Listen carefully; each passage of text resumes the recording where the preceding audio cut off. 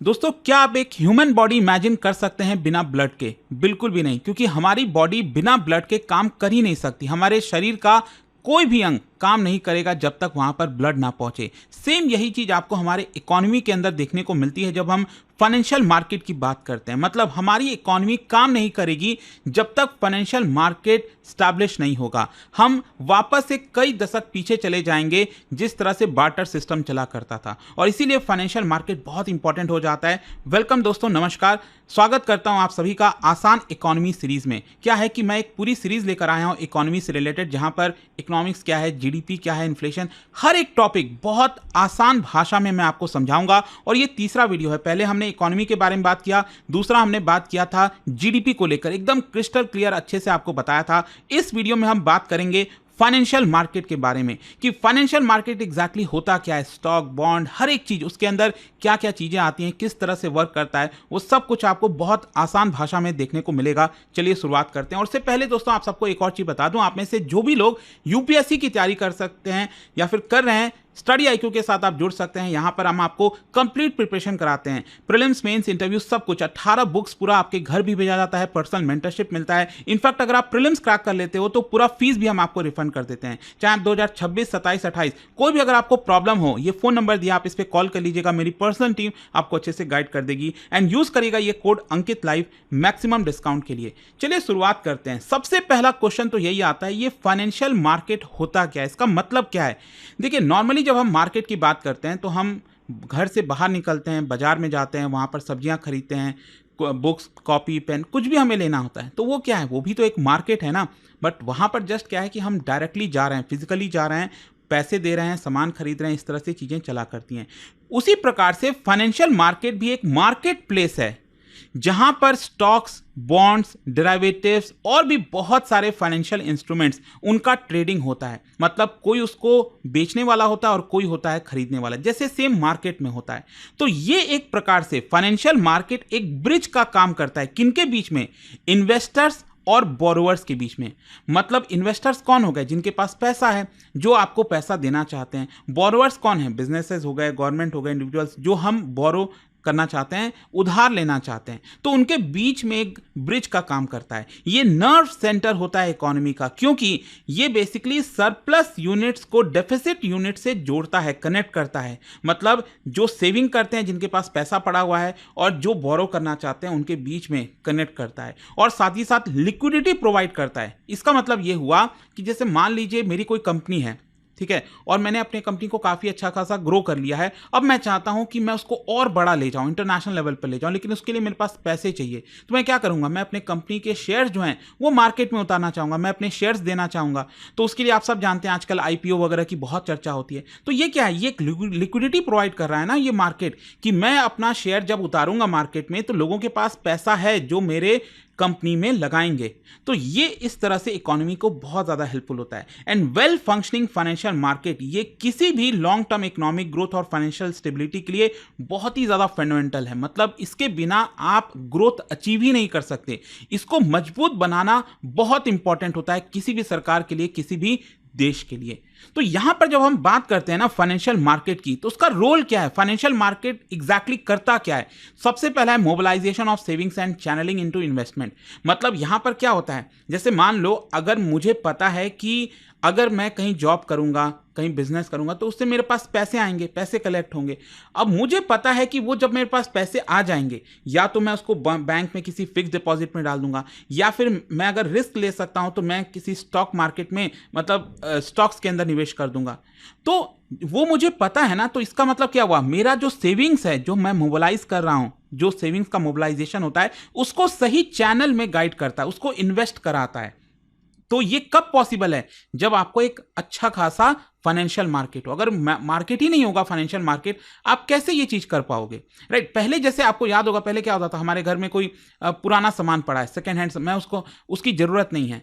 मान लो मोबाइल हो गया, मैं 1 साल हुआ है मोबाइल लिए, मैं दूसरा मोबाइल लेना चाहता हूं। और पहले वाले मोबाइल को करें क्या? पहले यही प्रॉब्लम आती थी, उसके बाद OLX और वो क्या क्या चीजें आ गई। राइट। तो उन्होंने क्या किया, एक मार्केट प्लेस हमें दिया ना, जहां पर हम अपने बेच सकते हैं उसको। सेम यही चीज आपको फाइनेंशियल मार्केट में देखने को मिलता है। तो इट प्रोवाइड्स मैकेनिज्म, जैसे बैंक्स एक मैकेनिज्म है, म्यूचुअल फंड्स एक मैकेनिज्म है, स्टॉक मार्केट एक मैकेनिज्म है, जहां पर हम अपना सेविंग्स को अच्छे इन्वेस्टमेंट में लगा सकते हैं, अच्छे प्रोडक्टिव इन्वेस्टमेंट में लगा सकते हैं। इसकी वजह से हमारा जो कैपिटल फॉर्मेशन है वो होता है, मतलब हमारा जो कैपिटल है, जो हमारे पास पैसा है वो बढ़ता है ना, ग्रो करने में मदद करता है, और अल्टीमेटली जब वो पैसा ग्रो होता है तो हमारी इकोनॉमिक डेवलपमेंट होती है। तो ये बहुत इंपॉर्टेंट हो जाता है, फाइनेंशियल मार्केट का ये बहुत इंपॉर्टेंट रोल है। दूसरा है आपका फैसिलिटेट प्राइस डिस्कवरी, जो मैंने आपको बताया ना, जैसे मैंने आपको क्या बोला था, अभी आपके पास सेकंड हैंड मोबाइल पड़ा है, आप उसको बेचना चाहते हो, अभी कोई मार्केट प्लेस मान लो नहीं है, तो आप क्या करोगे? कोई बोला अरे ये मोबाइल दे दो मुझे, तो आप कहोगे दे दो यार, ये मैंने 50,000 का खरीदा था,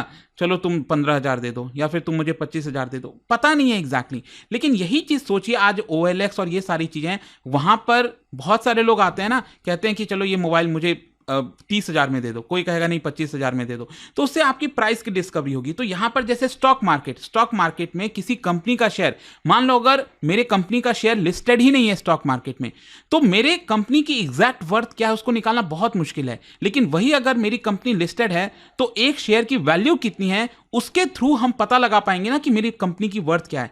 तो इसकी वजह से ये प्राइस डिस्कवरी में मदद करता है। सेम यही चीज जैसे मार्केट में अगर मुझे कोई सब्जी लेने जाना है, पत्ता गोभी लेना है, कुछ भी लेना है, तो वो भी क्या अल्टीमेटली वहां पर 10 बेचने वाले हैं, तो उस हिसाब से डिस्कवरी हो जाती है कि 10 रुपए का 1 किलो होगा, 20 रुपए का 1 किलो का क्या होगा।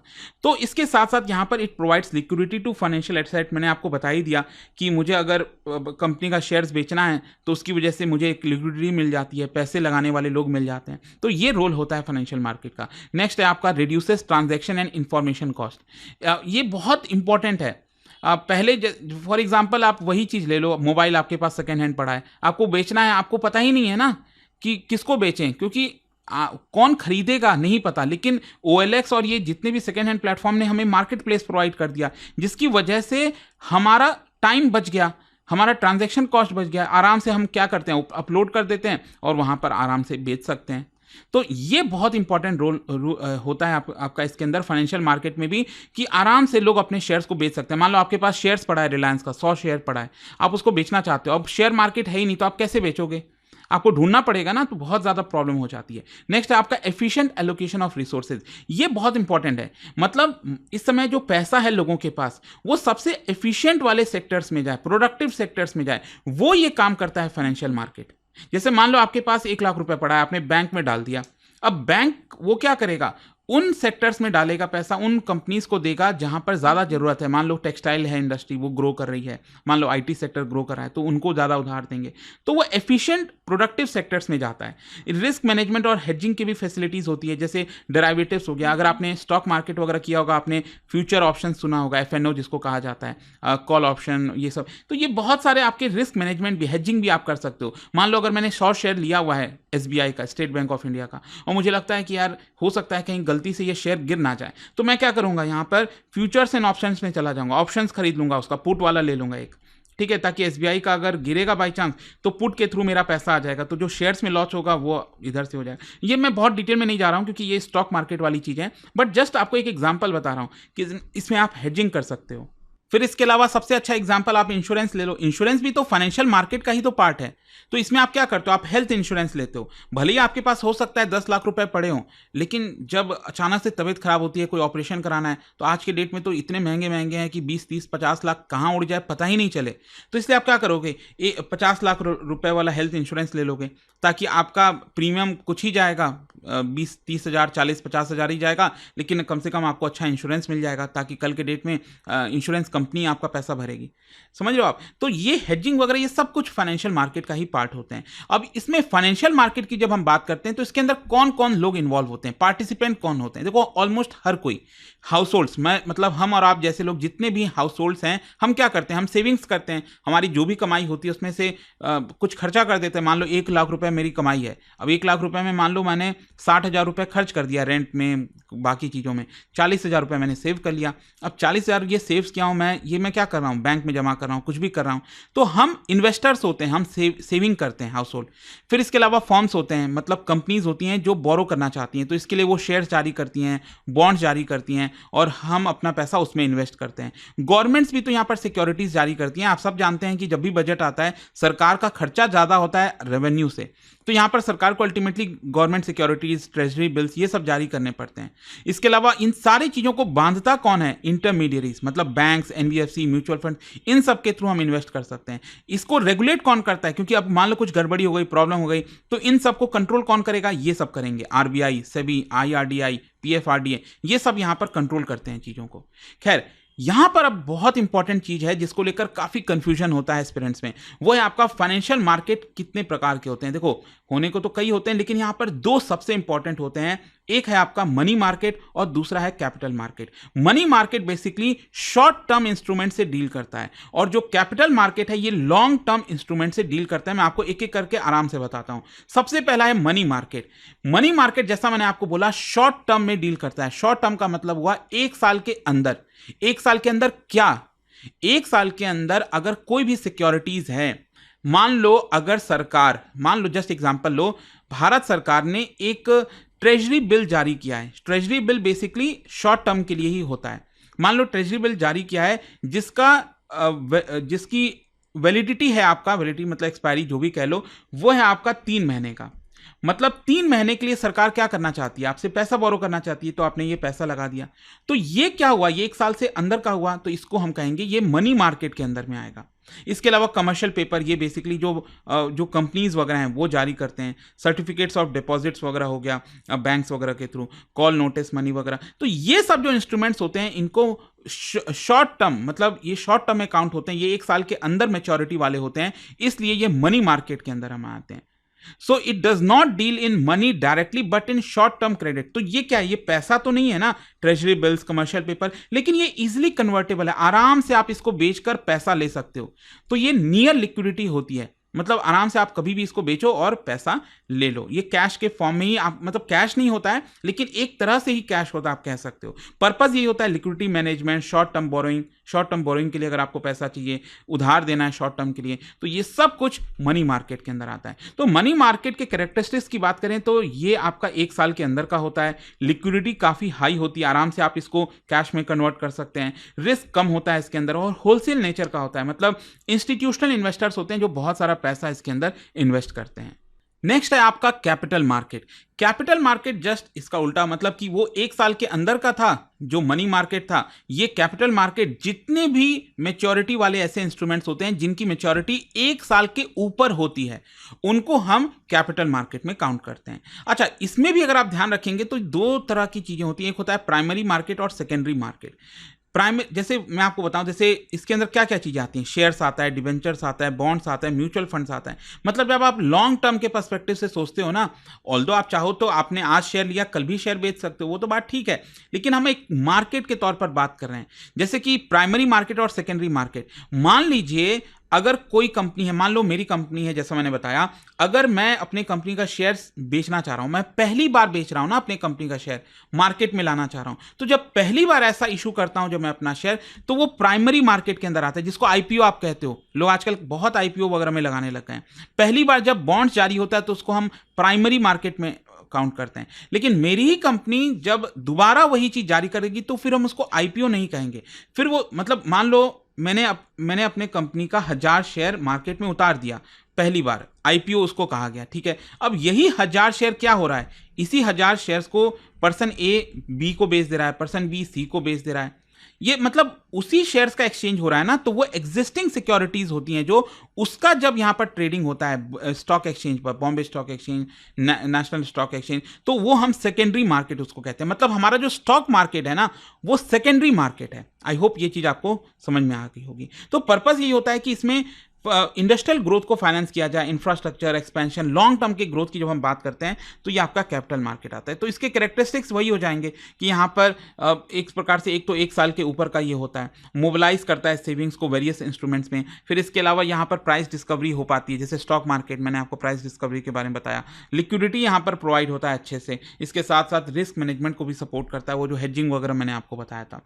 खैर, ये तो इंपॉर्टेंट हो गए, दो इंपॉर्टेंट मार्केट हैं, मनी मार्केट और कैपिटल मार्केट। लेकिन इसके अलावा भी कुछ मार्केट होते हैं, जैसे डेरिवेटिव्स मार्केट, कमोडिटी मार्केट हो गया, इस तरह के कई तरह के होते हैं। लेकिन फॉर एग्जांपल अगर हम डेरिवेटिव मार्केट की बात करें तो इसमें जो लोग स्टॉक मार्केट वगैरह करते हैं उनको पता होगा ये चीज कि जो आपका फ्यूचर एंड ऑप्शंस में ट्रेडिंग की जाती है, एफएनओ, कॉल पुट। तो यहां पर क्या होता है ना, इसकी अपनी खुद की कोई वैल्यू नहीं होती है। आप समझिए मैं क्या कह रहा हूं, इसकी अपनी खुद की कोई वैल्यू नहीं है। The value of these instrument is derived from underlying asset. जैसे कि मान लो अगर मैं कहता हूं कि एसबीआई का शेयर ले लो, ठीक है, एसबीआई का अगर शेयर है, अभी मान लो एसबीआई का शेयर का दाम है 700 रुपीज। मैं जस्ट एक एग्जांपल दे रहा हूं आपको। अब यहां पर क्या होता है, ऑप्शंस जो लोग करते हैं उनको पता होगा, अगर एसबीआई का अगर मैं स्ट्राइक मतलब मान लो कॉल ऑप्शन ले लेता हूं, कॉल एक ऑप्शन आता है, ठीक है, मान लो मेरे पास ज़्यादा पैसा नहीं है लेकिन मैं शॉर्ट टर्म में बहुत अच्छे से कमाना चाहता हूँ। ये होता है, लोग बहुत लालच आ जाती है लोगों में जब, तो लोग इसकी तरफ जाते हैं बिना सोचे समझे कि भाई कॉल फ्यूचर, ये सब हेजिंग के पर्पस के लिए इंपॉर्टेंट होता है। खैर जो भी है मैं उसमें नहीं जाऊँगा, लेकिन यहाँ पर मान लीजिए मैंने एक एसबीआई का कॉल ऑप्शन ले लिया। अब इसमें होगा क्या कि जब एसबीआई का शेयर बढ़ेगा तो मेरे कॉल, ये जो वैल्यू है ना उसकी, वो भी यहाँ पर बढ़ने लगेगी। वही अगर मैं पुट वाला ऑप्शन लेता हूँ तो पुट में क्या होता है, मैं चाहता हूँ एसबीआई नीचे जाए, तो एसबीआई का शेयर का दाम 700 के नीचे जाएगा तो मेरी पुट ऑप्शन वाली वैल्यू बढ़ने लग जाएगी, ठीक है। तो यहाँ पर कहने का मतलब यह है कि ये ऐसा इंस्ट्रूमेंट होता है, ये इसकी वैल्यू किसके ऊपर डिपेंडेंट है, ये वाले के ऊपर डिपेंडेंट है ना, एसबीआई के शेयर के ऊपर डिपेंडेंट है। तो यहाँ पर वो अंडरलाइंग एसेट यहाँ पर एसबीआई हो गया, ठीक है, इसके शेयर के दाम हो गए। तो ये डेरिवेटिव मार्केट होता है। दूसरा हो गया आपका commodity market. Commodity market basically again इसमें फिजिकल गुड्स जो होते हैं, जैसे गोल्ड, सिल्वर, क्रूड ऑयल, इन सब की, जैसे आप शेयर्स लेते हो ना किसी भी कंपनी के, उसी प्रकार से आप बिना गोल्ड और सिल्वर को एक्चुअल में लिए वो आप स्टॉक मार्केट के थ्रू ले सकते हैं। उसको कमोडिटी मार्केट कहा जाता है बेसिकली। अब इसमें क्या होता है ना, एक स्पॉट कॉन्ट्रैक्ट होता है, दूसरा फ्यूचर कॉन्ट्रैक्ट होता है। स्पॉट मतलब इमीडिएट डिलीवरी आपको करनी है, वो तो अलग हो गया ना। जैसे आप सोनार पर गए, सोनार की दुकान पर गए, वहां पर आपने सोना खरीद दिया, इमीडिएट हो गया डिलीवरी। लेकिन जब हम फ्यूचर कॉन्ट्रैक्ट्स की बात करते हैं, फ्यूचर डेट में, तो यहां पर लोग क्या करते हैं कि अभी आपने बोल दिया कि मैं लूंगा ये चीज, ये गोल्ड इतना क्वांटिटी में लूंगा, तो आपने उसके लिए पेमेंट कर दिया, गोल्ड के दाम बढ़ गए, आप एक्सपायरी होने के पहले, जो फ्यूचर डेट आएगा उसके पहले ही आप अपना गोल्ड बेचकर निकल गए। तो ना तो आपको डिलीवरी लेनी पड़ी फिजिकली, और बस आपने क्या किया, बीच का प्रॉफिट कमाया और निकल गए। तो ये जो होता है ना, ये कमोडिटी मार्केट होता है। इसमें भी लोग बहुत पैसे लगाते हैं, जैसे आप शेयर्स में लगाते हो वैसे ही gold, silver, crude oil, agriculture products, बहुत सारी चीजें होती हैं। इसको कौन रेगुलेट करता है, ध्यान रखिएगा, पहले फॉरवर्ड मार्केट कमीशन रेगुलेट किया करता था ये कमोडिटी मार्केट को, लेकिन इसमें बहुत सारे कुछ इश्यूज आ गए, उसको देखते हुए यहाँ पर सेबी के अंडर में आ गया पूरा कमोडिटी मार्केट। मतलब स्टॉक मार्केट और कमोडिटी मार्केट दोनों ही जो सेबी है वो उसको हैंडल करती है। फिर इसके अलावा डेट मार्केट होता है, ये बॉन्ड वाला मार्केट हो गया। बॉन्ड मतलब जैसे सरकार बॉन्ड जारी करती है, ट्रेजरी बिल वो अपने आप में एक प्रकार का बॉन्ड है, ठीक है। कॉर्पोरेट जो कंपनीज बॉन्ड जारी करती हैं, तो इसमें सिंपल चीज क्या होती है कि यहां पर मान लीजिए आपने 1 लाख रुपए लगा दिया बॉन्ड में, ठीक है। मान लीजिए रिलायंस ने एक बॉन्ड जारी किया था, आपने उसमें 1 लाख रुपए इन्वेस्ट कर दिए, तो आपको पहले ही बता दिया जाता है कि आपको इसके ऊपर 7% इंटरेस्ट मिलेगा। अगर आप सरकारी बॉन्ड में लगाते हो तो थोड़ा सा इंटरेस्ट कम मिलता है, क्योंकि वो सेफ होता है ना, रिस्की नहीं होता है, आपको सरकार पैसा देगी ही देगी। तो ये सब कुछ आपको देखने को मिलता है, इसको हम डेट मार्केट कहते हैं, बॉन्ड मार्केट। नेक्स्ट होता है फॉरेक्स मार्केट। इसमें बेसिकली जो फॉरेन करेंसीज हैं उसका एक्सचेंज होता है, रुपी, डॉलर, ये सब में जब करते हैं ना लोग ट्रेडिंग करते हैं, तो वो फॉरेक्स मार्केट होता है। इसके अंदर RBI, commercial banks, corporates, companies, exporters, ये सब इसके अंदर आते हैं। नेक्स्ट दोस्तों, अगर हम बात करें कि फाइनेंशियल मार्केट के अंदर यहां पर जो इंस्ट्रूमेंट्स हैं वो कौन कौन से होते हैं, वैसे तो मैंने आपको बता ही दिया काफी कुछ इसके अंदर, लेकिन मनी मार्केट इंस्ट्रूमेंट जो 1 साल से कम वाले हैं, इसके अंदर ट्रेजरी बिल्स, ये कौन जारी करता है, गवर्नमेंट जारी करती है। कमर्शियल पेपर, ये आपका जारी किया जाता है कंपनीज के द्वारा, ये भी शॉर्ट टर्म होता है। कंपनी जब 1 साल से कम के लिए उधार लेती हैं, उस पर आपको फिक्स्ड इंटरेस्ट रेट दे देती हैं, तो वो आपको उसको कमर्शियल पेपर कहते हैं। इसके अलावा सर्टिफिकेट ऑफ डिपॉजिट, ये बेसिकली बैंक्स के द्वारा जारी किया जाता है। कॉल नोटिस मनी जो है, अगेन ये बैंकों के बीच में आपस में ट्रेडिंग होता है, बोरोइंग वगैरह जब होता है ना, एक बैंक दूसरे से उधार ले रहे हैं, कर रहे हैं, तो वो सब कुछ आता है। नेक्स्ट है आपका रीपर्चेज एग्रीमेंट, रेपो और रिवर्स रेपो। ये तो आप सब जानते ही हो ना, कितनी बार मैं वीडियोस बनाता हूँ। आरबीआई, राइट, तो यहाँ पर आरबीआई से जब उधार लिया जाता है बैंकों के द्वारा, तो वो repo rate, reverse repo rate, वो सब कुछ आता है। तो ये 1 साल से कम वाले इंस्ट्रूमेंट्स हो गए। जो 1 साल से ऊपर वाले कैपिटल मार्केट वाले हो गए, इक्विटी शेयर्स वगैरह हो गया, कंपनीज की जो शेयर्स वगैरह होते हैं, प्रेफरेंशियल शेयर्स, ये हाइब्रिड होता है, इसमें फिक्स डिविडेंड भी आपको प्रॉफिट मिलता है, प्लस साथ ही साथ ओनरशिप भी आपको मिलती है। और इसके साथ साथ डिबेंचर्स, कॉर्पोरेट बॉन्ड, अगेन ये कंपनी जारी करते हैं, लेकिन यहाँ पर 1 साल से ऊपर वाला मेच्योरिटी होती है। गवर्नमेंट सिक्योरिटीज, ये जब गवर्नमेंट लॉन्ग टर्म के लिए बॉन्ड्स जारी करती है ना, वो गवर्नमेंट सिक्योरिटीज कहते हैं। म्यूचुअल फंड्स वगैरह हो गया, अगेन ये पूल्ड इन्वेस्टमेंट इंस्ट्रूमेंट होता है। ध्यान रखिएगा, आप में से कई लोग ये सोचेंगे यार मैं तो म्यूचुअल फंड्स में क्या करता हूँ, म्यूचुअल फंड्स में मैं अभी पैसा लगाता हूँ, हो सकता है 2 महीने बाद निकाल लूँ, तो ये तो 1 साल से कम हुआ। वो ऐसे मत देखना आप उसको। कहने का मतलब म्यूचुअल फंड तो वो हमेशा से चल ही रहा है ना। म्यूचुअल फंड्स, मान लो कोई कंपनी ने खोल, म्यूचुअल फंड एक कंपनी है, तो उसमें एक सिक्योरिटीज में पैसा लगाया गया, तो आप तो अभी एंट्री कर रहे हो, आप तो फिर एग्जिट कर जा रहे हो 1 साल के अंदर। बात वो नहीं है। म्यूचुअल फंड जो कंपनी, वो तो आपका लॉन्ग टर्म के लिए चल रहा है, 1 साल से ऊपर के लिए चल रहा है, तो इसलिए उसको कैपिटल मार्केट के अंदर काउंट करते हैं। अच्छा, यहां पर थोड़ा सा आप स्ट्रक्चर देख लो, आपको और अच्छे से समझ में आ जाएगा फाइनेंशियल मार्केट का। जैसे मनी मार्केट को कौन रेगुलेट करता है, आरबीआई रेगुलेट करती है। इसमें इंस्ट्रूमेंट्स कौन कौन से आते हैं आप देख सकते हो। यहां पर कौन सा प्लेटफॉर्म है, किसके थ्रू आप कर सकते हो, RBI, commercial banks, NABARD, SIDBI, इन सब के थ्रू होता है आपका। कैपिटल मार्केट की जब हम बात करते हैं, शेयर मार्केट वाला, वो कौन रेगुलेट करता है, सेबी करती है। इसके अंदर प्राइमरी मार्केट जो आईपीओ मैंने आपको बताया, सेकेंडरी मार्केट स्टॉक एक्सचेंज हो गया, national stock exchange, Bombay stock exchange, mutual fund, ये प्लेटफॉर्म है। फिर इसके अलावा कमोडिटी मार्केट, यही चीज, मतलब एक एक करके आप चाहो तो इसको देख लेना, लेकिन इसमें जैसे डेट मार्केट आपको आई गया, फॉरेक्स मार्केट बता ही दिया था। इंश्योरेंस मार्केट देख लीजिए, आईआरडीए, मतलब रेगुलेट कौन करता है, जैसे बैंकों को रेगुलेट करती है आपकी आरबीआई, उसी प्रकार से इंश्योरेंस जो कंपनीज हैं उनको रेगुलेट करती है insurance regulatory and development authority of India, जिसमें लाइफ इंश्योरेंस, हेल्थ इंश्योरेंस, ये सब आते हैं। इसके अंदर अलग अलग कंपनीज हैं, HDFC, ICICI, LIC. Pension market भी होता है, पेंशन से रिलेटेड जो चीज़ें हैं वो पीएफआरडीए आपका रेगुलेट करती है। इसके अंदर एनपीएस हो गया, ईपीएफ हो गया, ये सब कुछ इनके द्वारा देखा जाता है। ठीक है, तो आई होप कि ये चीज़ आपको समझ में आ रही होगी। फिर इसके अलावा रेगुलेटरी फ्रेमवर्क की बात करें, अगेन इसमें मैं बहुत डिटेल में नहीं जाऊंगा। बेसिकली मैं चाहता हूं कि आपके कॉन्सेप्ट्स को क्लियर किया जाए, रादर देन मैं जो रटा रटाया चीज़ें हैं ना उस पर नहीं जाना चाह रहा हूँ। वो तो आप खुद भी पढ़ सकते हो, कर सकते हो, लेकिन जहाँ पर एग्जाम्पल्स के थ्रू आपको समझाने की जरूरत हो, उस पर मैं ये सीरीज चला ही मैं उसी ले रहा हूँ, आसान इकोनॉमी सीरीज। तो यहाँ पर आरबीआई के बारे में आप सब जानते ही हो, आरबीआई क्या है, मनी मार्केट, बैंकिंग सिस्टम, इन सबको रेगुलेट करती है, करेंसी मैनेज करती है, करेंसी इशू करती है। सेबी जो है वो आपका स्टॉक मार्केट को रेगुलेट करती है, आईआरडीआई वो करती है, वो सब कुछ। अगेन आप यहाँ पर मिनिस्ट्री ऑफ फाइनेंस क्या करती है, बेसिकली पूरा जो पॉलिसी कोऑर्डिनेशन और ये जितने भी रेगुलेटर्स हैं उसके ऊपर फोकस करती रहती है कि सब कुछ ठीक चल रहा है ना। फिर नेक्स्ट अगर हम बताएं कि फाइनेंशियल मार्केट का इंपॉर्टेंस क्या, वैसे तो स्टार्टिंग में मैंने आपको बता दिया था, एक बार फिर से जल्दी से देख लो। इकोनॉमिक डेवलपमेंट, मैंने आपको क्या बोला कि जब लोग सेव करेंगे, उस पैसे को बैंक में रखेंगे या फिर शेयर्स में लगाएंगे, तभी तो यहाँ पर फाइनेंशियल मार्केट में मतलब हमारे देश का डेवलपमेंट होगा ना। इकोनॉमिक डेवलपमेंट कैसे होगा, मान लो अगर कोई कंपनी है, अगर उसको आपका फैक्ट्री लगाना है, कोई आप हो, मान लो आपको फैक्ट्री लगाना है, लेकिन आपके पास पैसे नहीं है, तो आप फैक्ट्री लगाओगे कैसे? अगर मान लो बैंक एग्जिस्ट नहीं करेगा हमारे देश के अंदर, वो आप करोगे कैसे?